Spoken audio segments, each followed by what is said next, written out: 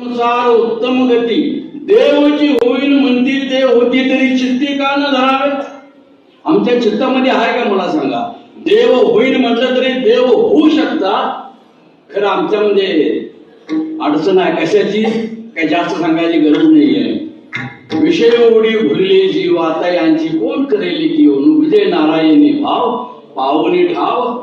नरदेह जरी मिळाला तरी नरदेह मिळाल्यावर विषयामध्ये आम्ही सगळी गुंतून पडलेली आहे. मग काय फायदा मला सांगा त्याचा. म्हणून या ठिकाणी म्हणतात अरे तुम्ही आपलं काहीतरी चांगलं करून घ्यायचं आहे ना. या नरदेहाला आल्यावर काहीतरी चांगलं करून घ्यायचं आहे तर काय करा.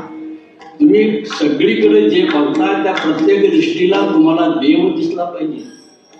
कोणी असू दे मग त्या ठिकाणी पुरुष असू दे बाई असू दे झाड असू दे पक्षी असू दे काही जरी असलं तरी आपल्या नजरेमध्ये परमात्मा म्हणूनच तिकडे दृष्टी गेली पाहिजे नाही का. त्यांना तुम्ही वैष्णव्या सौंदर्याला पात्र होऊ शकता. आता वैष्णव पण तेच आहेत, संत पण तेच आहेत, भक्त पण तेच आहेत, सगळे साधू पण तेच आहेत. म्हणजे सगळी नावं वेगवेगळी परंतु असणारी अवस्था ही एकच आहे त्या ठिकाणी असणारी. म्हणून या ठिकाणी वैष्णव कुणाला म्हणायचं या ठिकाणी सांग.